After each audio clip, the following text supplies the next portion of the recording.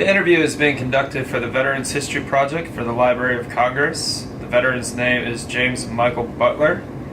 He was born on January 19th, 1981. He served in the United States Army during Operation Iraqi Freedom and Operation Enduring Freedom, Afghanistan. He achieved the rank of Staff Sergeant. We're recording this on April 22nd, 2013. I'm Jeff Fulton, and I'm conducting the interview. We have no relation. All right, James, do you go by your full name or do you go by anything else? I go by Jimmy. Okay. All right, Jimmy, where and when were you born? I was born in Charleston, South Carolina, on January 19th of 1981. And I lived there for a little while, but I had recently, or at the time, I lived in Charleston area for about 7 or 8 years old. My family moved to Myrtle Beach, South Carolina, so I claim Myrtle Beach as my hometown. Okay. When you were growing up, what were your family's occupations? My dad was a salesman, and my mother was a bank administrator at the local community bank. Okay. Do you have any siblings? I do. I was actually adopted when I was younger. My little sister and I were a year and a week apart, and we got adopted together. But she is my only blood sibling, and I have 3 brothers and 3 sisters outside of my adopted sister from our adopted family. So my mother had 2 boys and a girl. My dad had 2 girls and a boy, and then they adopted us. Pretty large family. Okay. Where do you fall in the midst of all of them? Second to youngest. Okay. Younger child. All right. What were you doing before you entered the military? I was actually just in high school. I had thought about the opportunity to go into the military, and a good friend of mine, 2 other good friends of mine, which one of them is now my brother-in-law, married my little sister. We had talked about going in together and had the whole battle buddy idea routine going to where we would all join. All 3 of us would join at the same time and had these high hopes of going together and this and that. But right after high school, we kind of all decided, this was a good opportunity for us, and we were going to do it together. And we all did. We all joined up. We all picked different MOSs, and we all went different areas. But that's how I get into the military. I guess prior to that, I guess my wanting to be a soldier or be in the military was my oldest brother had fallen on some hard times when he was younger, and I was probably 5 or 6, maybe 7 or 8 years old, just getting into the adopted family. And he had tried to join the military, and he got through basic training, was in AIT, about 2 weeks left to graduate. But prior to joining, he had a bad injury on a summer job where he cut his leg pretty bad, and it wound up hurting him in his AIT, and they medically discharged him. So he was always an inspiration for me as far as like wanting to follow in his footsteps and join the military. And to see him not be able to, he kind of took light into me whenever I was interested in doing it and spoke with him. So along with that, my good friends, we all kind of progressed me into that after high school. Okay. So you said your oldest brother was the one who tried to get in the military. Was there anybody else of your siblings that were in the military? None of my siblings.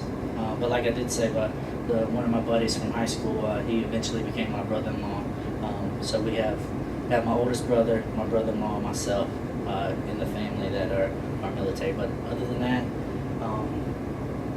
only other members of my family that were none of my immediate family, but both my grandfathers were in the military from my adopted family side.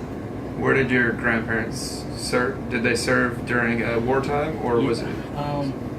Yeah, one of them was in the Navy, and the other one was an Air Force boxer.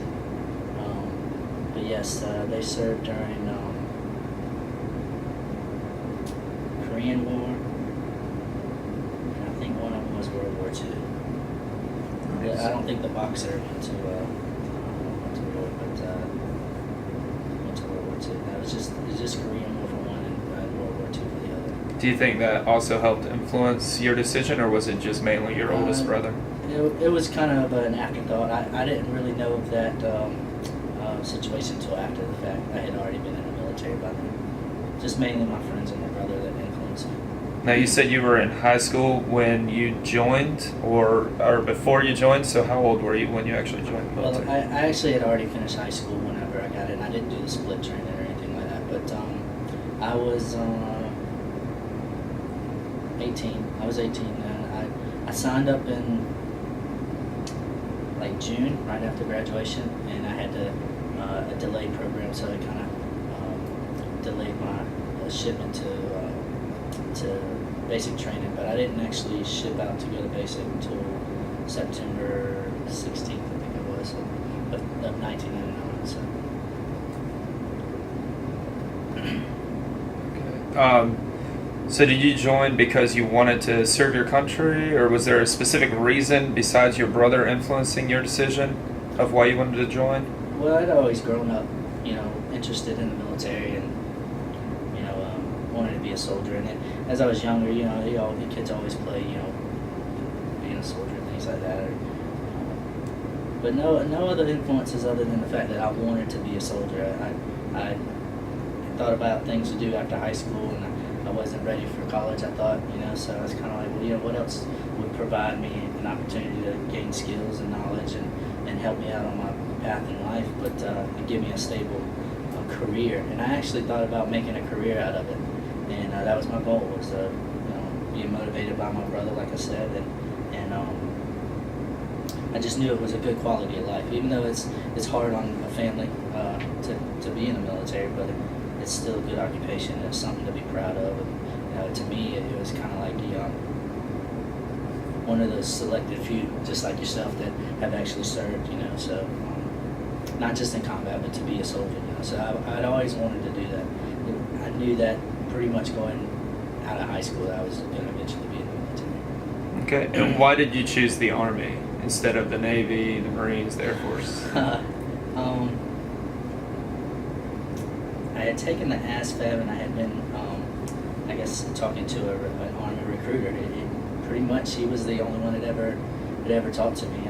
I'd heard about the Marines, and I had known some other Marines, and just their ego of being a Marine kind of always deterred me from wanting to go that route. But also the other friends of mine, Chris and Jason, and Chris is my brother-in-law, just had always talked about being in the Army as well. So it's kind of like we were all on the same level as far as wanting to join that branch of the military, and we just kind of stuck with it. Okay. When you said you did the delayed entry program, so when you actually left to go to basic training, how were the early days of training for you mentally and physically? I was ready for it. It took a while to get used to the crowd and being around everybody and having to be strict and do things properly the way that they want you to do it. It takes a while for you to learn the way they want you to do it. And I really enjoyed basic training in AIT. I thought it would actually be a lot harder than it was, but I had played soccer in high school, so I was physically capable of the exercises and the runs and things like that. The only thing was getting my mind mentally capable of handling the relationship you have to deal with your team and your battle buddies and dealing with with the drill sergeants. But I really enjoyed it. I got on really good with some of my drill sergeants, and I became the class clown of the platoon that I was in, and it just created a camaraderie with the sergeants and some of the other guys where I was always very good at PT, and I had one of the highest PT test scores throughout my whole time there. Even the first one, I was pretty surprised myself, but I had wound up graduating with the third highest PT score in my graduating class. And you being from Fort Leonard, I was one of two that was selected for the Trailblazer Award, which is perfect scores on all your tasks and events and things like that, and rifle range and stuff. So I was on track to do that, and the drill sergeants kind of linger that over your head about being the best of the best, things like that. So that's what motivated me to get through basic and succeed, and I actually was one of the candidates that got awarded. So other than that, it wasn't that bad. I really thought it would be a lot harder, but I felt like I was mentally and physically capable. And it's something I wanted to do. You see a lot of guys that are there because it might be their last resort, or this might be the only opportunity that they have, and they're not mentally ready for it. And you see them fall out or not capable of performing. But it all depends on. To me, it all depended on how I was able to, if I wasn't in a position of leadership in basic trainer AIT, just to motivate them and make them feel like they're part of the team, because you can't do it alone anyway. So other than that, it was I really enjoyed it, and I knew that this is what I wanted to do. And your job in the Army was? Combat engineer. And you did all your training at Fort Leonard Wood? Yeah, and I did OSET, where we did both in the same spot, basic and AIT. Now, being a combat engineer, did you ever go through specialized training beyond combat engineering? We did. For my when we went over to Iraq and OIF,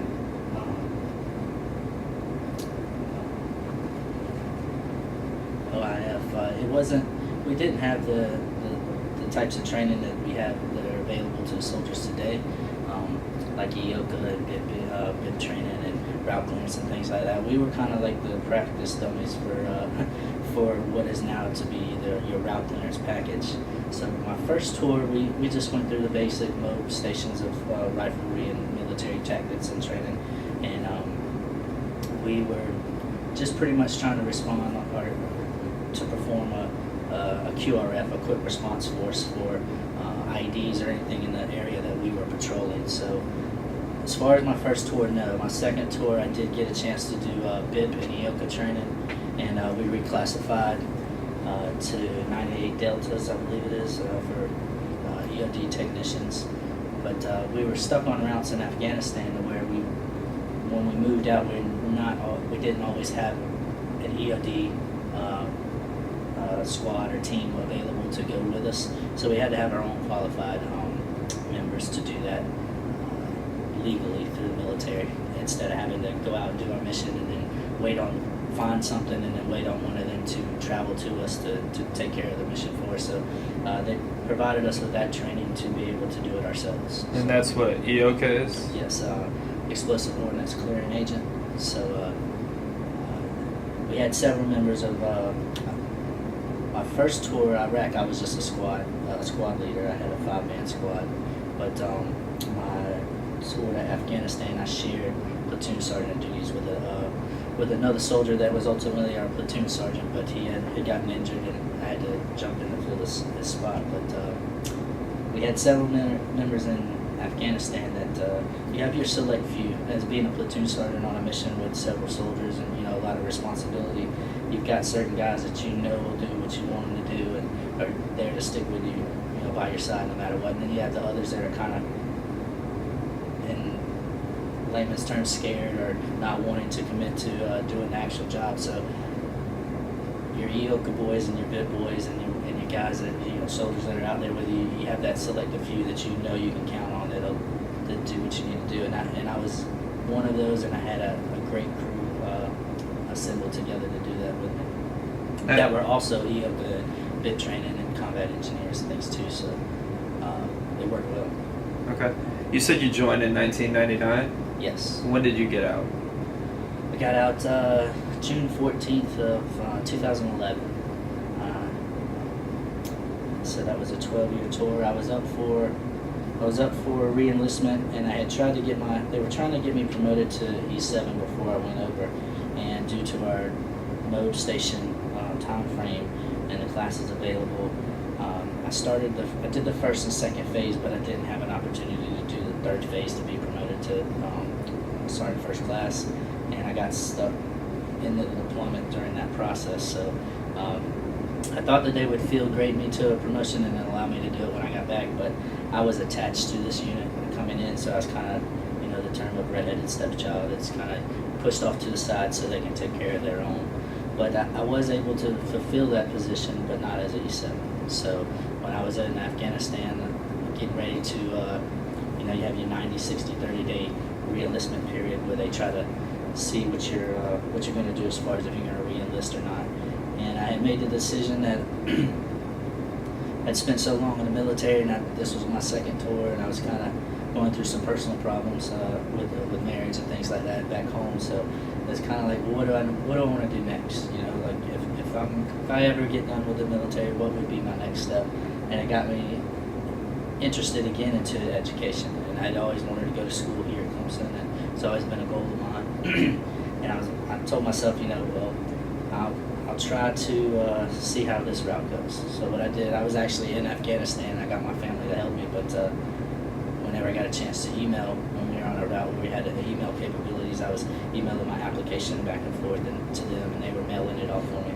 So I made up my mind that if I got accepted to Clemson, I would get out of the military and commit to that as far as getting my education. And if I didn't get accepted, then I would re-enlist for the military for another 6 years. So it would put me at 18 years if I re-enlisted, close to retirement. So sent the application in, and I didn't hear anything back until we got back November 3rd, and I believe I got my letter of acceptance from Clemson November 13th. But that's just within a week and a half of getting back from Afghanistan. So I made my mind up right then that this was what I was going to do, and I went ahead and I actually took my leave.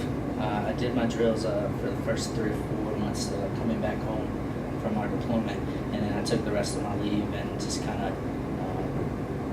did what I needed to ETS, and I came to school in January of 2011. So it was 2 months after we got home, I was already up here going to school, so I was fully committed to that, and that's why that's one of the main reasons I got out, was to continue my education. I had gotten to the point where the military had changed my life and made me a better person, and I felt like I'd done all I could do for it, and I've gotten all of the benefits that I could possibly get other than retirement from the military.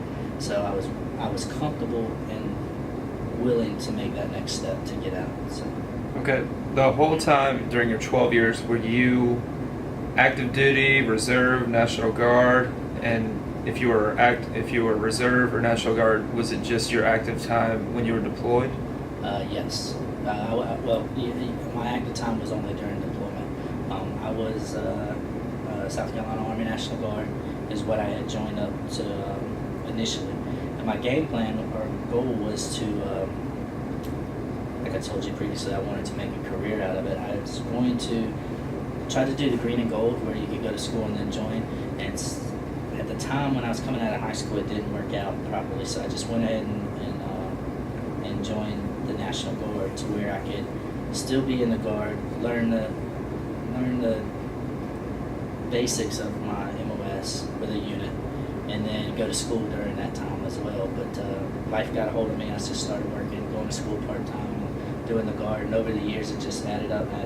But my idea was to do that, get my education, and go back in as active duty, because I wanted to become an officer.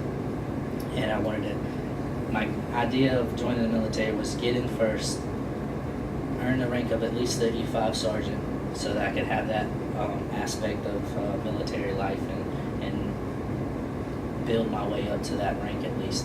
And then once I finished my education, I would go active duty as an officer. So I could, like I said, I always wanted to be an officer, but I felt like I couldn't properly be an effective officer until I learned the enlisted side and knew how life was on that end, so that I could better prepare myself as an officer. But I'm in the process of getting an education now, but I'm not sure that I'm actually going to go through with my goal of getting back in and becoming an officer. I think I'm ready to just leave it as is. But yes, my active duty time was both from my Iraq tour and my Afghanistan tour. Okay, so you joined in '99, and you went overseas in 2003 to Iraq?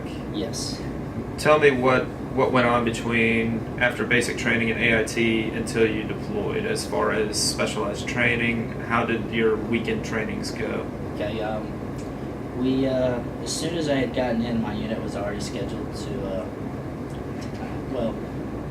I got to my unit in 2000. So I had before September 11th, I had about a year and a half, almost 2 years worth of drilling with my unit and learning some, doing your annual training, your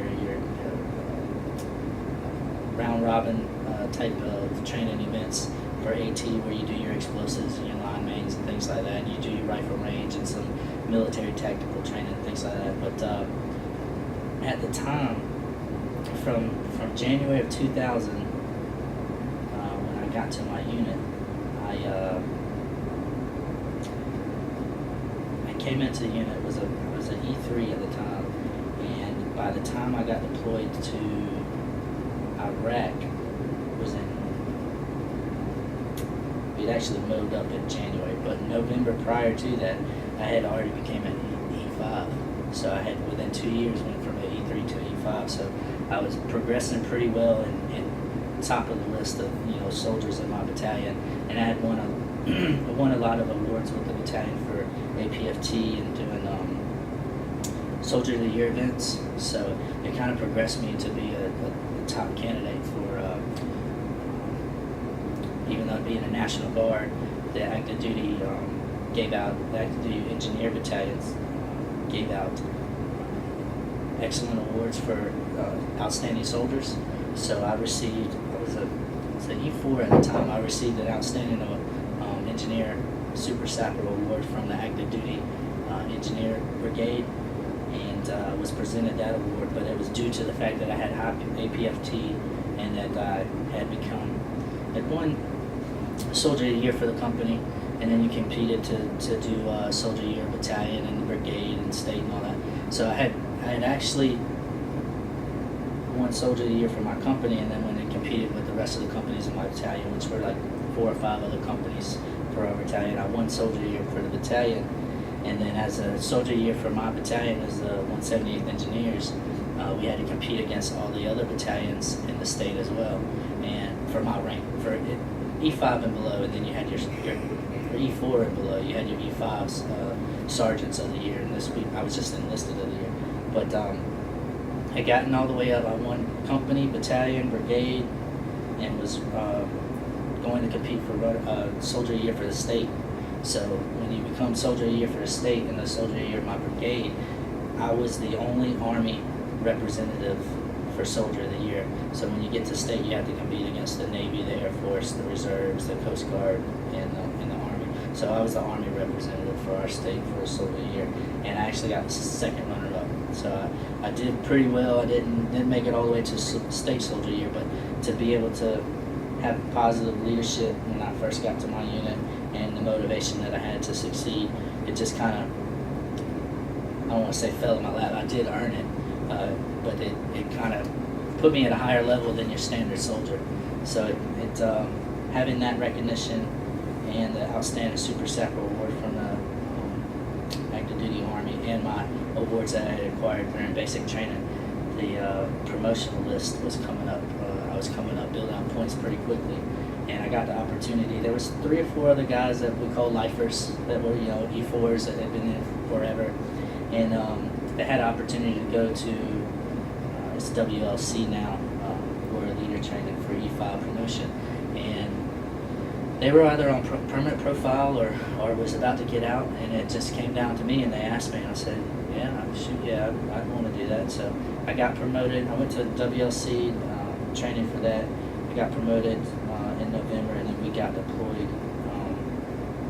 I got moved up for deployment that following January.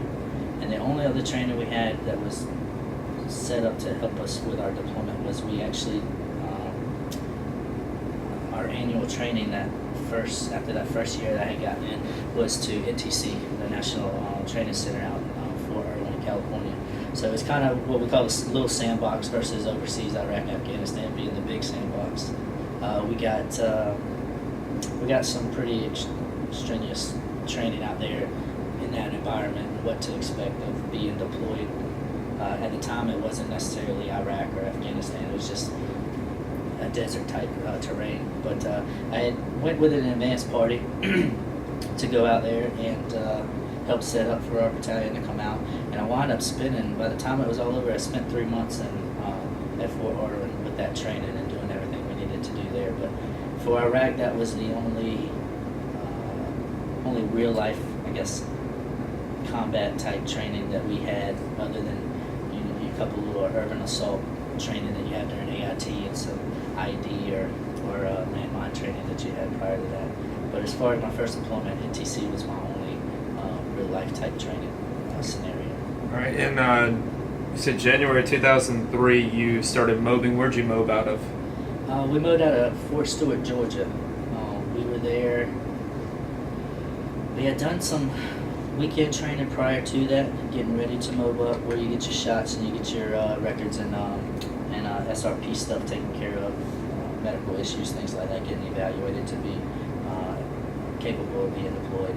And we had been down there a couple weekends in a row to get that started, but we officially got our MOB orders, I think the 28th or 29th of December, like right after Christmas. So by January 11th, we were already at MOB station. So it was pretty, it was within 4 or 5 months of September 11th. So we were pretty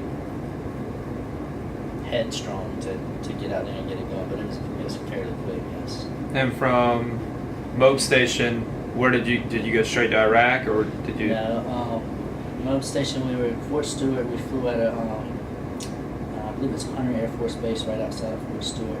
We flew to Kuwait, and we were in Fort Stewart for about 2 months.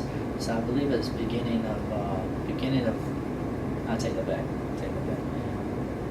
We were in there for Fort Stewart for a month. We got to Kuwait beginning of February, and we stayed in Kuwait and did some MOB prep as far as getting our vehicles up and ready, getting our equipment and ammunitions and things, taking care of that. And then once we had established platoons and squads that were going to be on certain missions, we were able to do some spot training and things like that, hip pocket training to just prepare us and just keep our mindsets on our task while we were in Kuwait waiting to be sent over. So I believe we invaded Iraq March 27th of 2003, and we were actually sitting in Kuwait at that time, and we were attached to initially the Big Red One, and we thought we were going to be their engineers to roll with them across the border and into Iraq.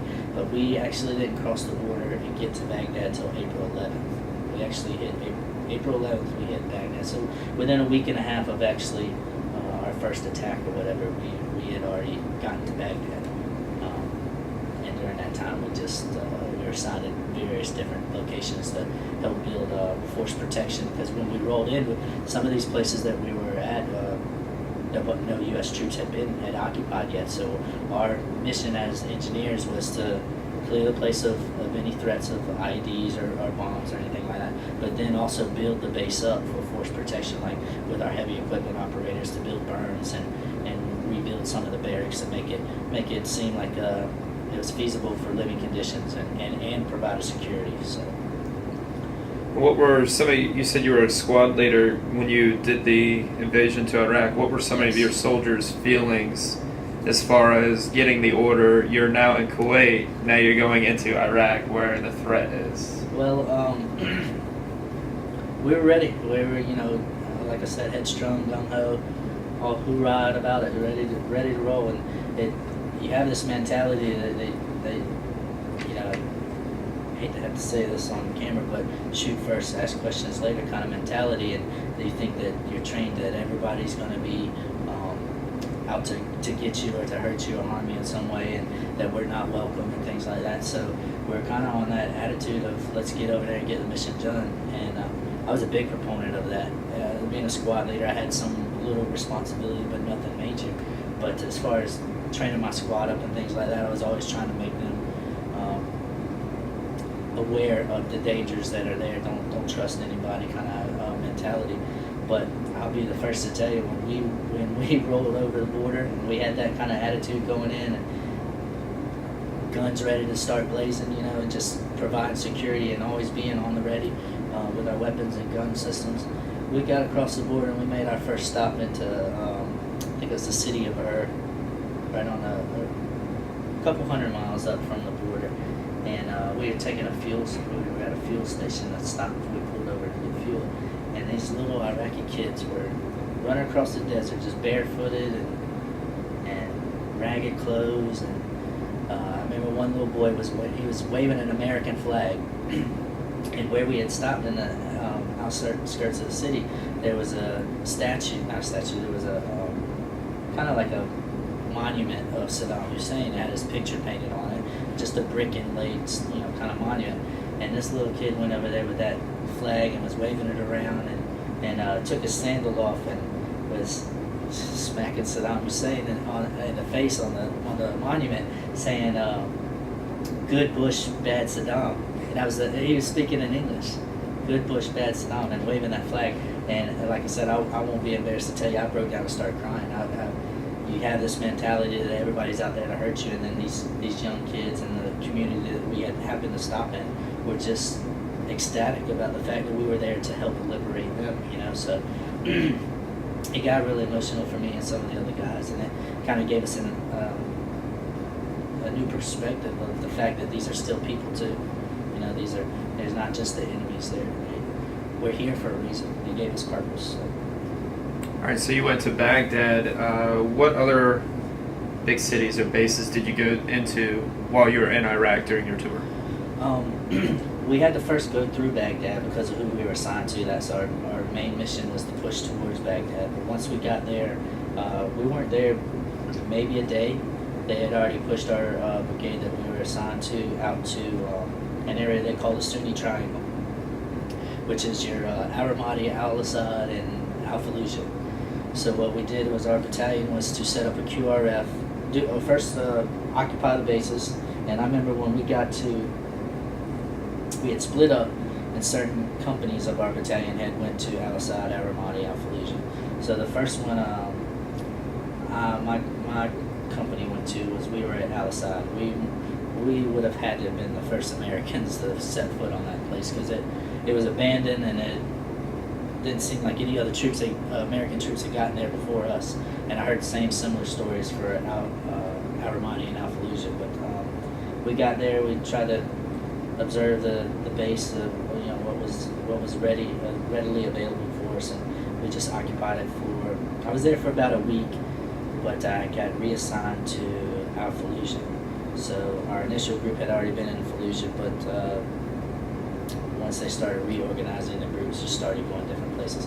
But the game plan was to set force protection up on these bases and then provide a QRF response team at each base to be able to help and assist other units that were out traveling within the area, the Sunni Triangle area that we were in. And I believe it was up to a 200-mile radius of anywhere that we were located with a QRF team to go out and respond for IEDs. So I spent the majority of my time in Fallujah and Al-Ramadi, and I remember we were tearing down buildings with backhoes that were half blown up from previous wars and things like that, and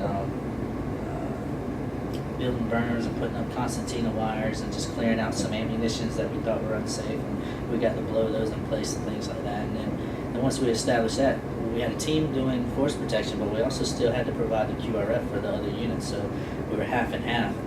And what we were doing was our group was to be able to not get familiarized with one location and become mundane about it and lose track of what we were supposed to be doing.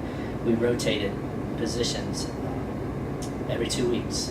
So I might be, my team and my platoon might be on a QRF response team in Al-Assad for 2 weeks, and then we rotate with another unit and go to Al-Ramadi for 2 weeks, and then rotate with another unit to go back to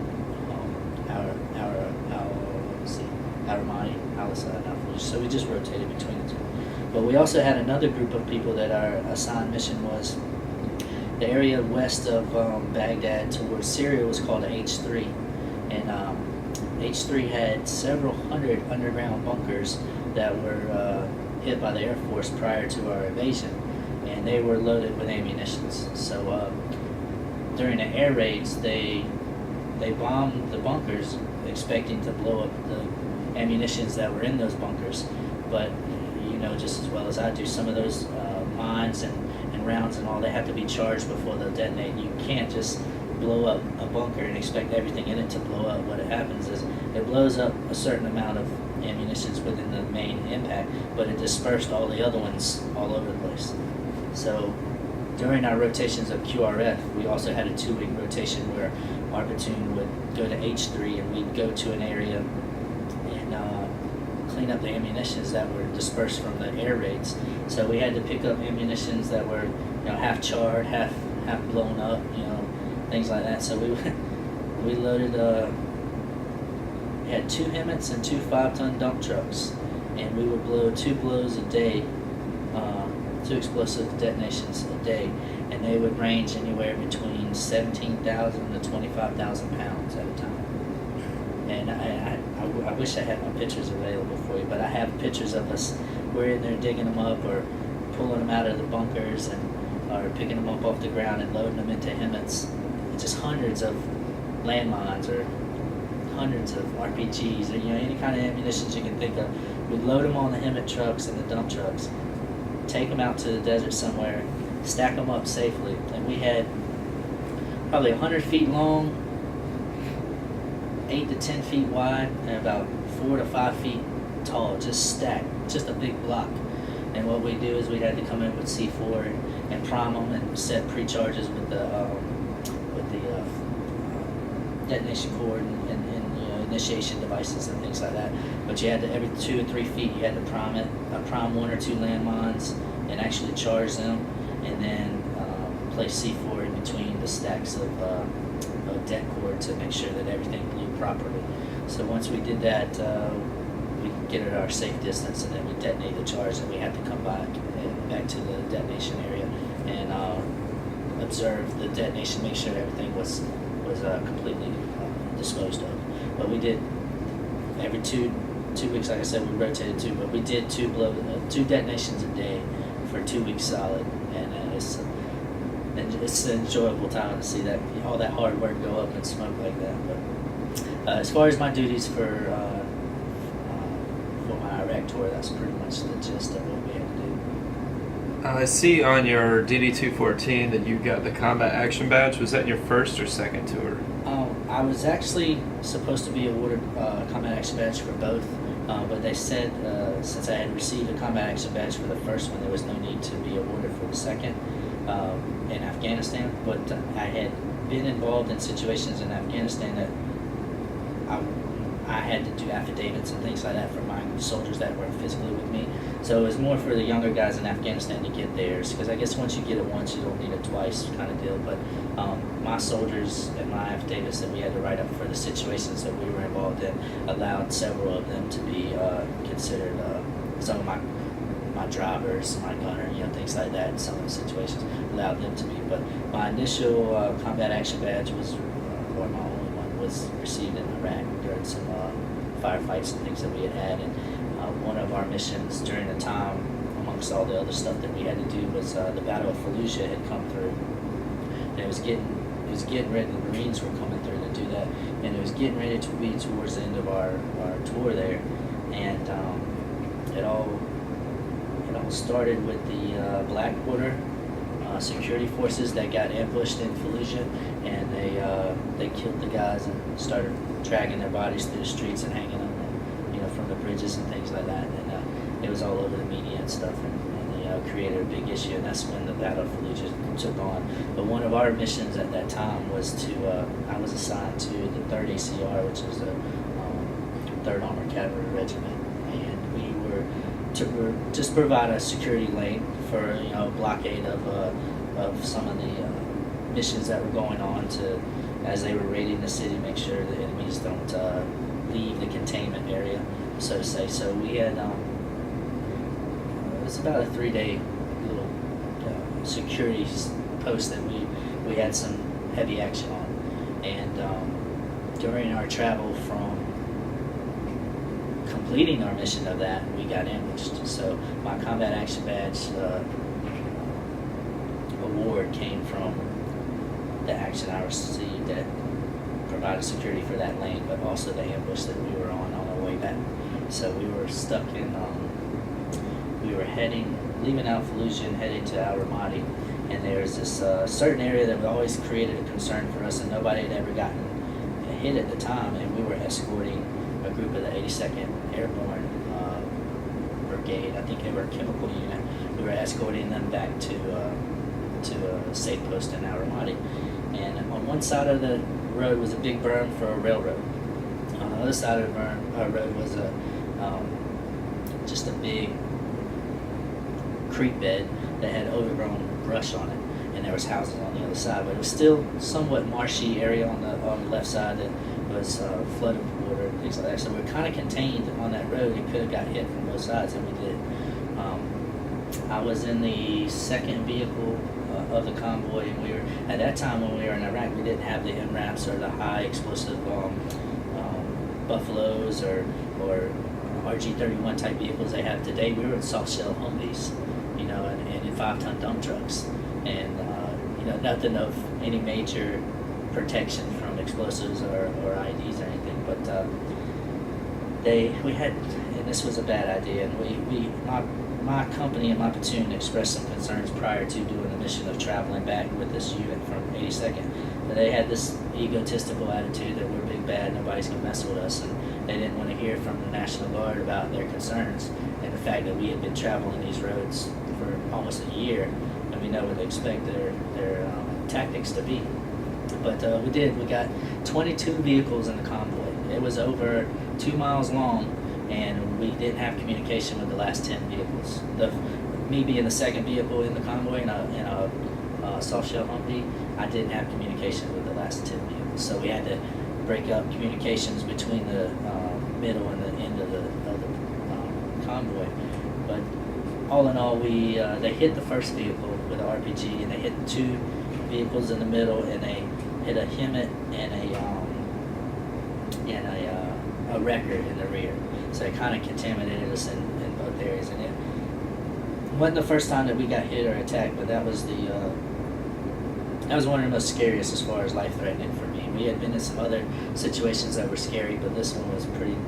To see that explosion of the Humvee with an RPG actually detonate, and a buddy lost a leg, and they got Purple Hearts, and it blew the truck up, caught on fire, and we stopped to get out to, one, provide security because we were getting ambushed, and then 2, make sure we were getting them and all the sensitive items out of the vehicle.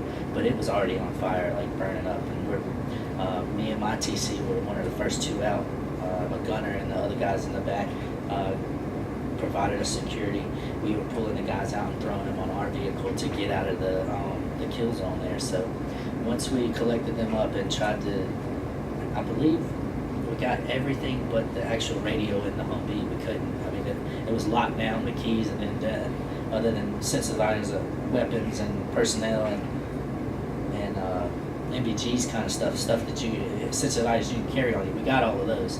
But as far as like the single radios and things that were locked in the vehicle, with it burning and blowing up in the situation of the attack, there was no way we could get that. So we kind of got a little reprimanded from that, but what do you expect in that kind of situation, you know? But we got out of the area, and then we had to retaliate some fire, and then we got an opportunity we saw some enemies, insurgents heading in a certain direction to the houses on the other side of the marsh, and we had people clear the berm where the railroad was at. But once we got it somewhat contaminated, we had an opportunity to search some of the houses in the areas that we received fire from. So we had to call for MPs and other backup. But by this time, there's a whole force of military, you know, active duty people there, and others there to help us out. But like I said, we had 22 vehicles in the convoy. That's, you know, almost 100-something people already. So you've got plenty of force there.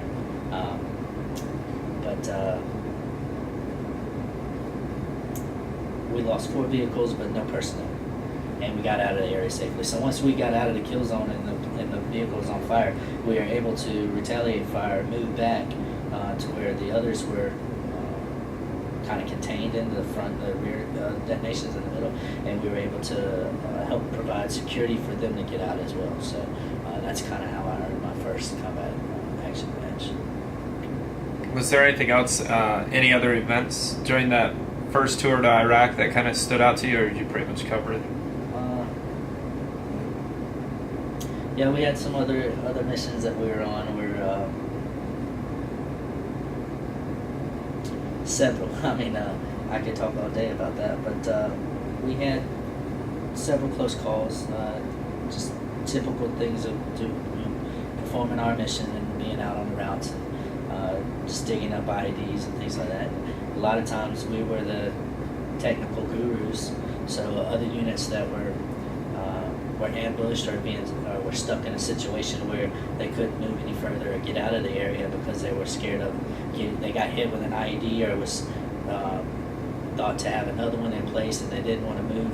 So we kind of had a, I don't want to say enjoyable, but it made it worthwhile for us to be motivated to do our mission, because we knew we weren't only just over there to fight the fight, but we were also there to help protect our fellow soldiers. So it gave us motivation to know that we were doing good by helping these other units, because they weren't the technical gurus that handled the situation, so they would have to call on us. So it gave us a little bit of an ego, but it made us feel good because they appreciated the value of our skills to be able to do that.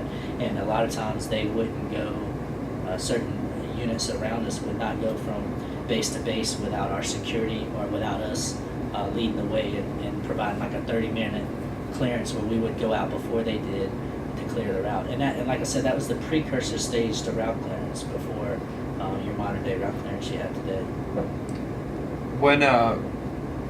When did your tour actually end in Iraq? I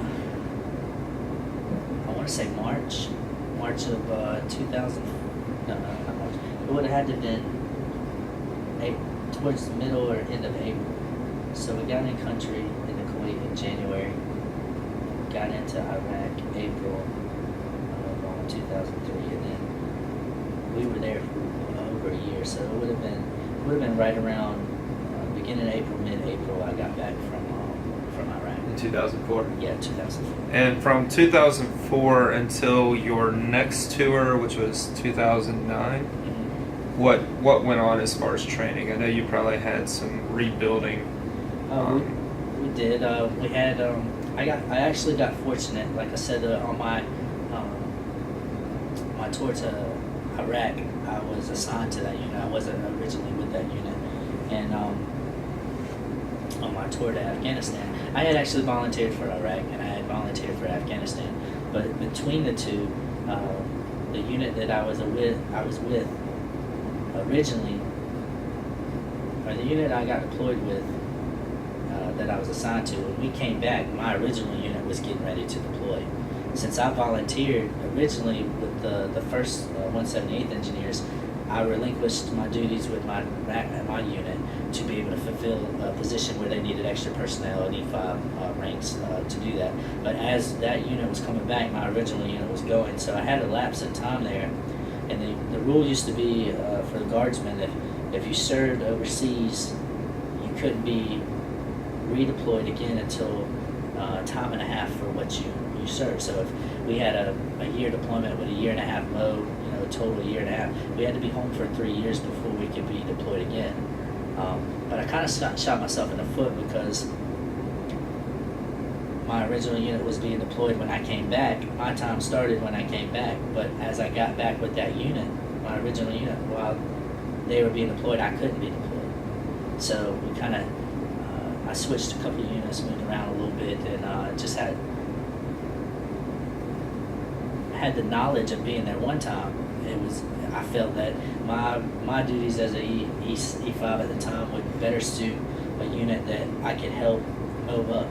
I'd been there and done that. Some of my crew members had done the same thing.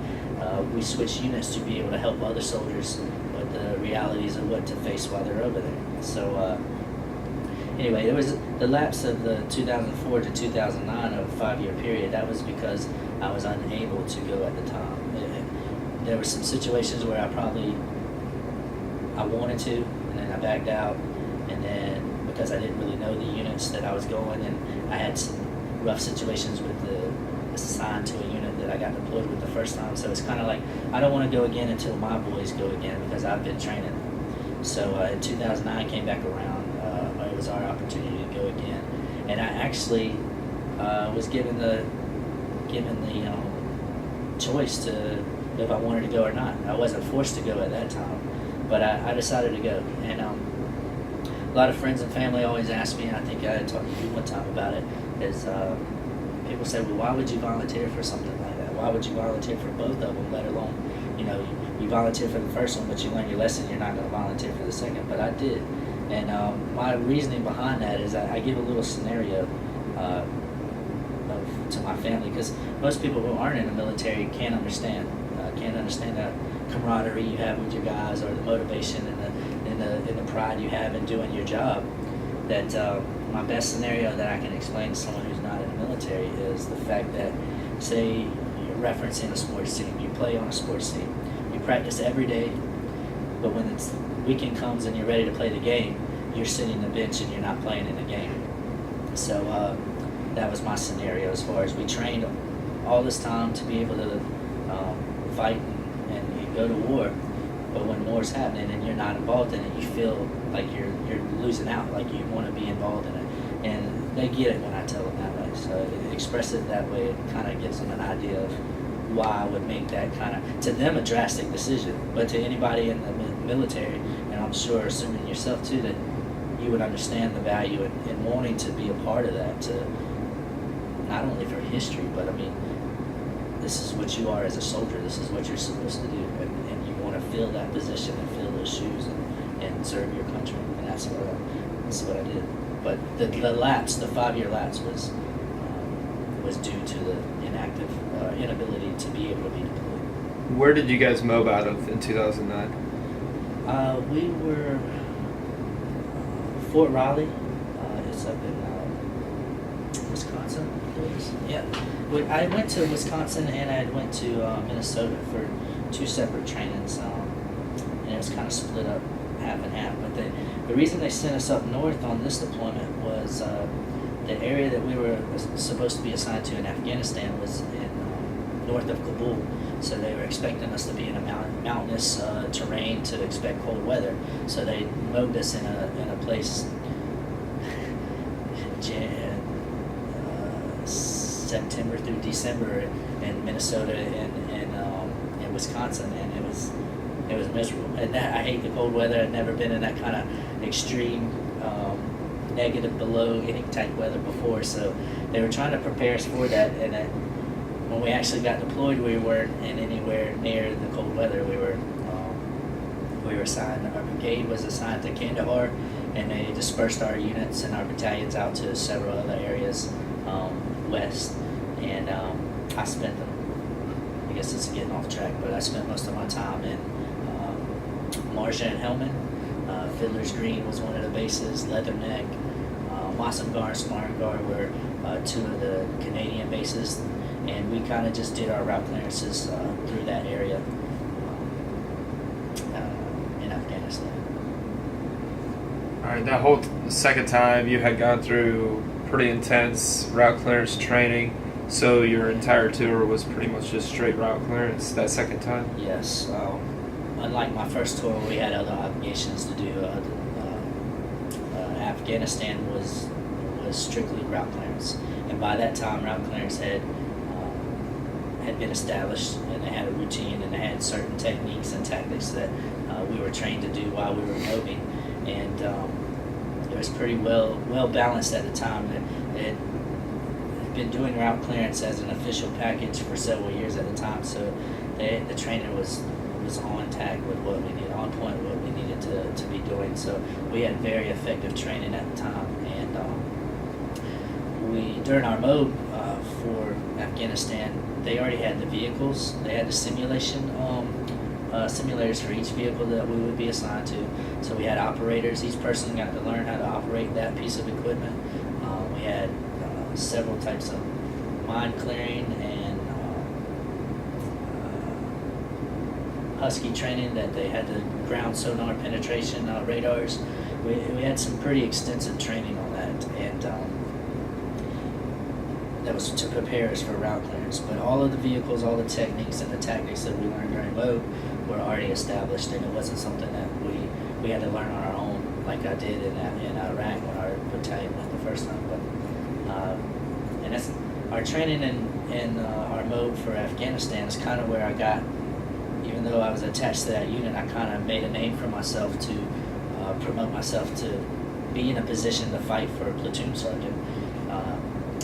I can't think of the active duty training battalion that is ahead of all training, but they were assigned at this base, and they had some observers and would observe us throughout our lanes and doing our route clearance and things like that. We had a pretty big FTX that was coming up prior to being deployed, and it was 2-week-long FTX where we had no contact with back on base. We were just out in the field, and they rotated people to see who was going to be able to fit that position the best as platoon sergeant. So I got my opportunity, and I was the second one to go, and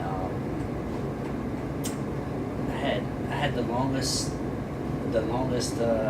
tenure of leadership during that training, because I guess the OCs, the active duty personnel that were there to observe us, were pretty excited about seeing me perform, and I felt like I was doing a good job, but not any better than anybody else. But towards the end of it, our training there was only 2 people recognized for outstanding leadership, and I had several other roles during that time, but when I was the platoon sergeant for that, I think it was 4 or 5 days that I was actually platoon sergeant through the different missions, they had observed me enough that I had scored the highest on the grading from the OCs for that position, and they recommended me to be the platoon sergeant overseas above their existing sergeant, and that it looked good for me because I won an active duty award again from an active duty unit, but it made their guy not look so good, that he wasn't capable of doing his job. So they didn't, and I didn't feel comfortable about stepping in because I would have lost the respect from the troops that I was supposed to be training. So I took the recognition for it, but as far as trying to pursue it to take his position, I didn't want to do that from under him anyway. But as we got overseas, his medical conditions and things like that after he got hurt kind of hindered him, but it made me be the obvious candidate to move up.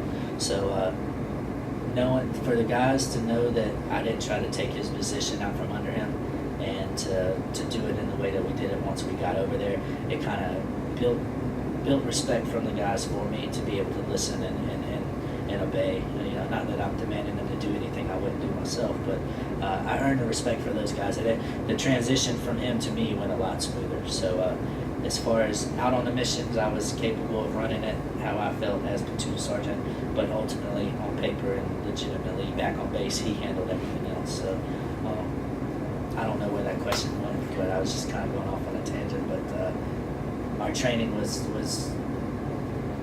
precise to what we needed to do while we were in Afghanistan.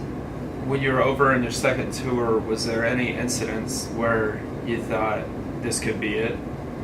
Oh yes.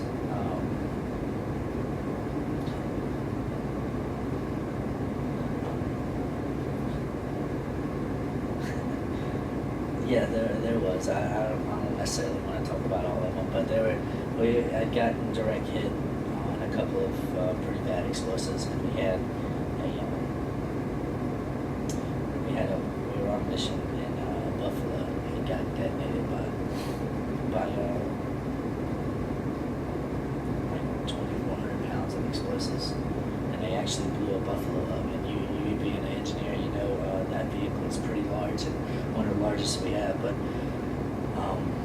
we were coming through Marja, and they had passed the route several times, so they knew our techniques. But it was about 150 yards off from the road. There was this little mud hut. Ultimately, come to find out, they had realized, the surgeons had figured out that was one of our exit routes from our clearance area, and over time they started tunneling from the house to the road, and they tunneled over 150 feet and packed underneath this certain area of the road 24 to 2,500 pounds of H&E, homemade explosives, and they detonated it on our way back, and we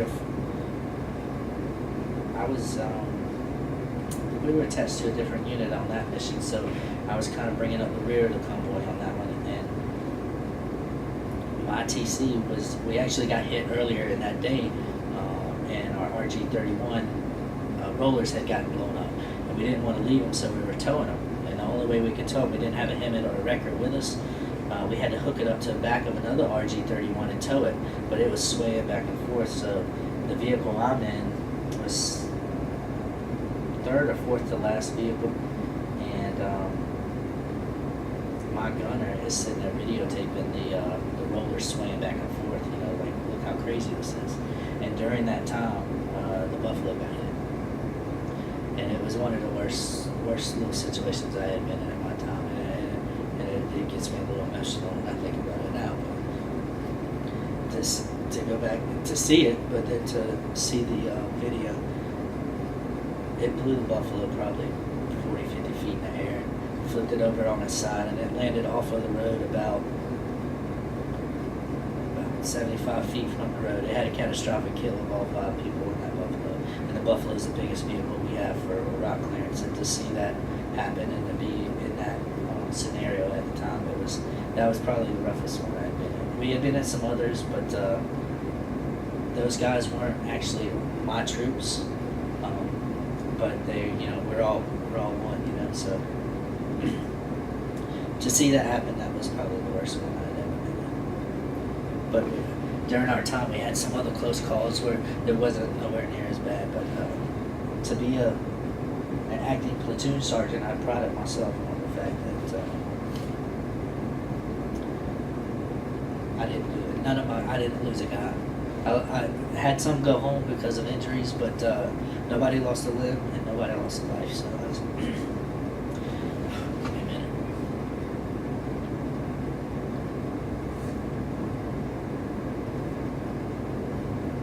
Happy with that, because you get to the point where you're training and you have to meet these guys. I mean, you have not to meet them, you have to meet their families.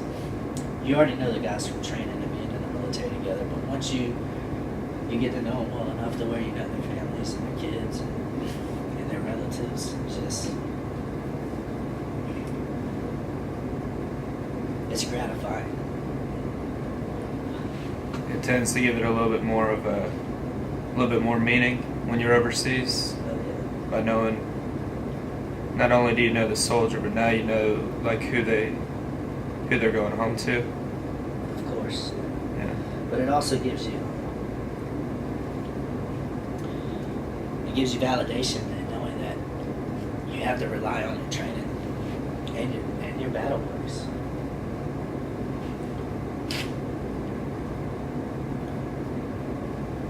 So from the end of your tour, when did it actually get over? We ended as far as Afghanistan. We got ready to demob and let the new unit come in. We had to train those up. They trained the new guys up for. They were there for about 3 months. We were able to have left seat, right seat type of training with them prior to just throwing them to the wolves out on the lanes. But we took the platoon sergeants and the team leaders and all in the first couple of weeks to just show them the areas and get them familiarized with it. And then we progressed to involve more of their guys and less of ours for the right seat, left seat type training. But we finished up with our general mission probably about end of August, somewhere in there of 2010, and then they came in, so we had September, October, and November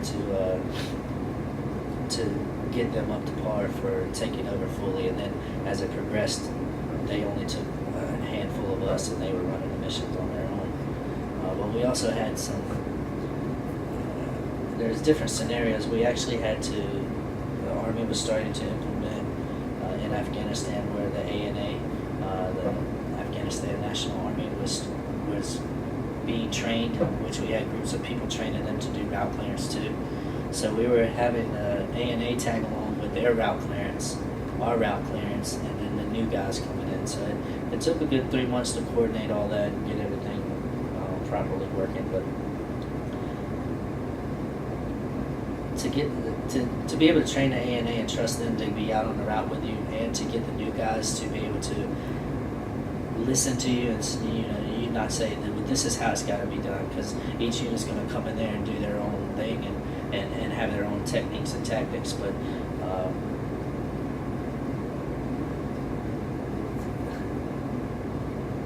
being soldiers, you all have a mission and a duty to do, and the training is all the same. But like I said, you get out there on the routes, things have to be improvised, and you have to adjust fire to certain conditions that you're being exposed to on the routes. But like I was trying to say a minute ago with the my soldiers, I prided myself on the training. Is when you meet the A and you meet these new guys coming in, and you know the area and you've been there, you're trying to give them all the information you can to help keep them safe on their routes, just like someone had done for you prior to coming in as well. But knowing my guys, family and kids and things like that, you have the sense, or at least I did for my position. I wouldn't want to live with myself if I knew that I'd made a illegitimate call, or I had slipped up, or had done something stupid to get one of them injured or killed, that they wouldn't be going home to their families. So as far as the new guys coming in and training to get ready to leave, everyone has that mentality when you're getting ready to go home. It's like, we're done. You don't want to do your mission anymore, but you still have to be proficient enough to know that you're going home, but not consider that 3 month of training of the new unit and the ANAs as there's no more war, because you're handing it over to somebody else, because there is still a threat. No matter, every time you go outside that wire, there's still a threat. So even though we ended in November with my tour in Afghanistan, that 3 to 4 month period was probably one of the toughest, because you have that feeling of, I'm fixing to go home. I don't want to do this anymore. I've done my time. But you still have to be able to, like I said, relay that information to keep everybody else safe. And we were telling them every nook and cranny and every route that we could possibly say that we got hit on this route, or expect this on that route, or always look for this. This area is prone to being set up with IEDs. So it was enjoyable, but it was kind of a relief as well. But you still had to maintain the mission all the way up to, I believe the last 3 days we were in Afghanistan, we were still running missions. We were still with that new unit, although the majority of them had taken it over. But 3 days before we were coming home, you get in your mind frame still in that war type attitude, and then 3 days later you're home and it's over with. So I tangent again, but I came home in the end of October. I think we got remote station 29th of October, 27th of October, something like that.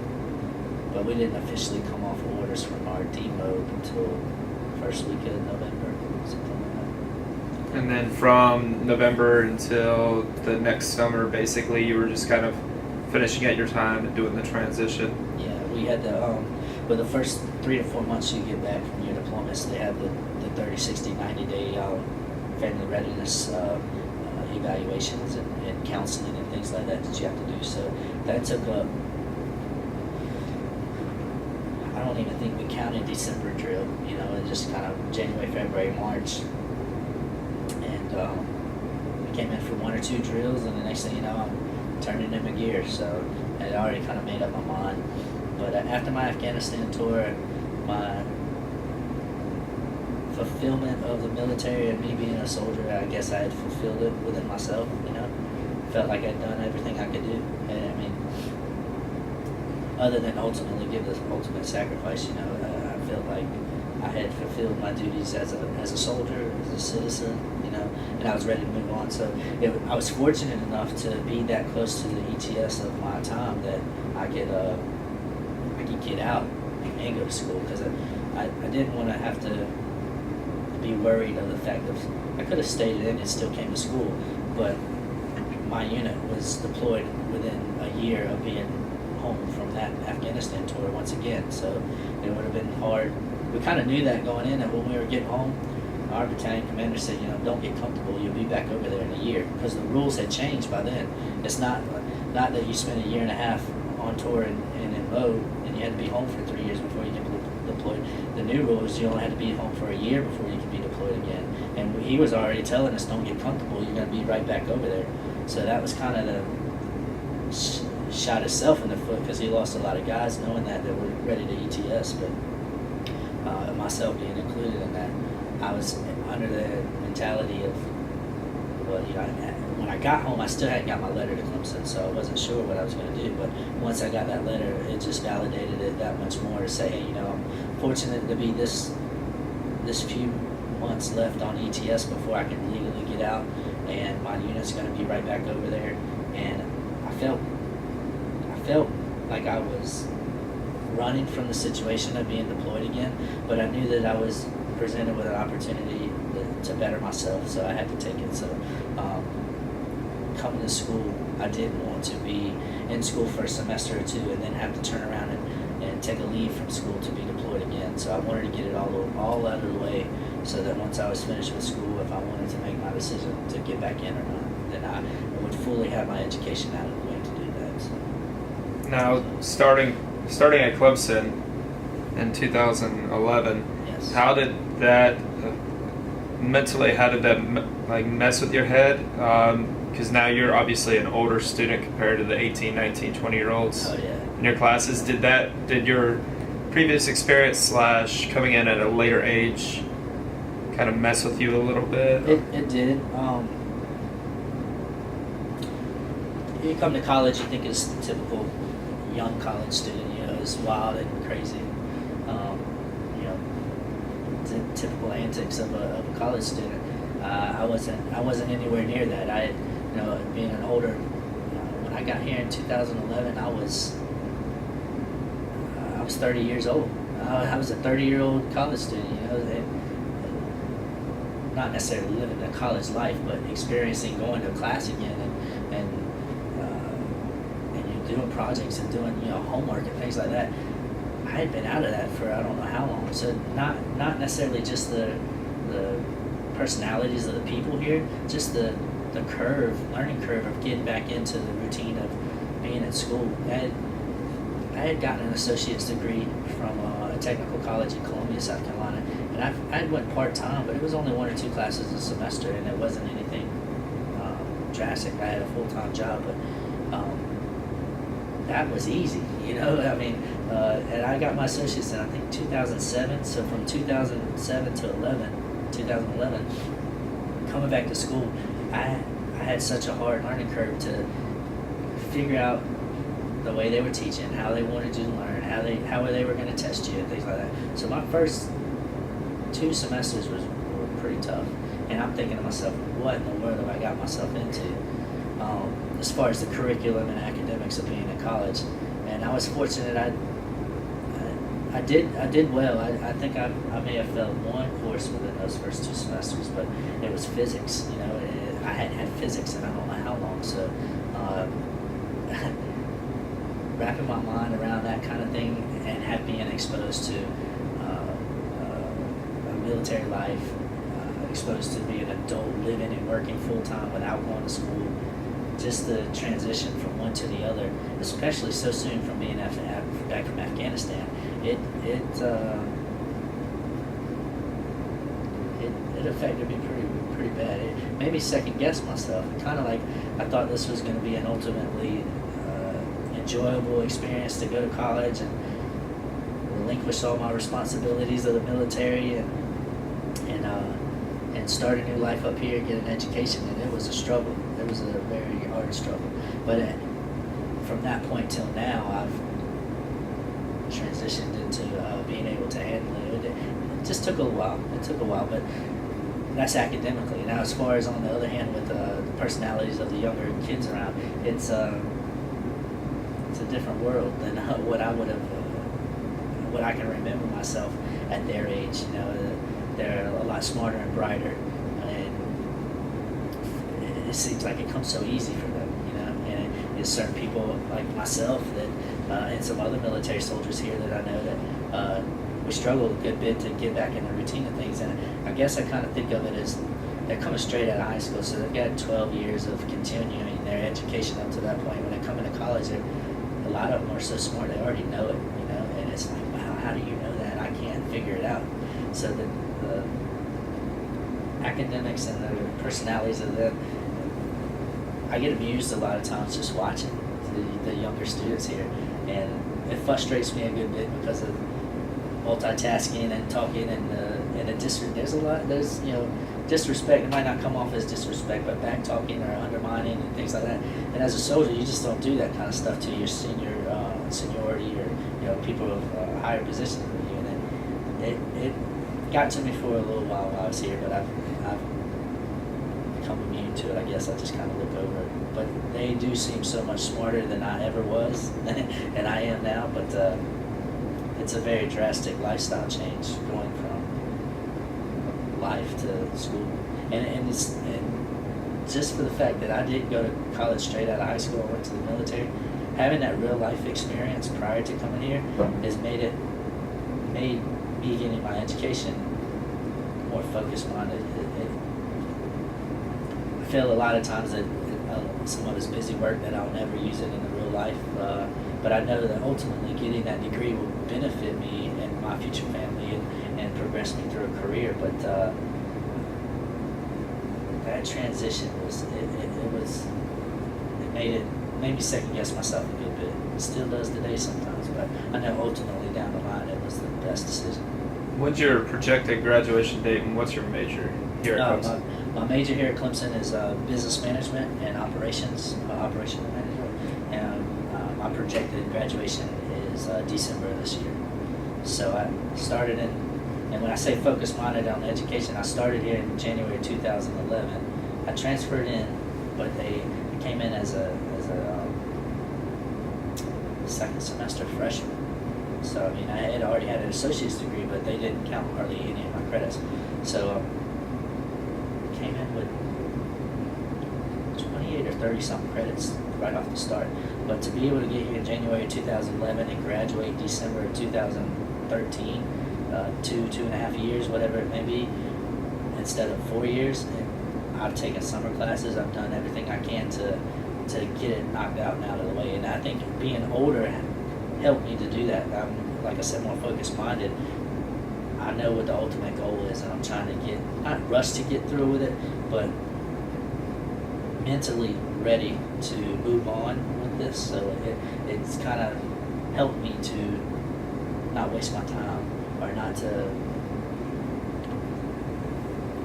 wrap myself around the college life and just slack off. I'm ready to start a life and a family, move on from college and the military. So to be able to get that degree in that amount of time, hopefully, I think I'm capable of doing that now because I'm older and more mature. Well, I want to wish you good luck for the rest of your time here at Clemson, and I want to thank you for your interview today. Thank you, sir. Have a great day. Thank you, Jim.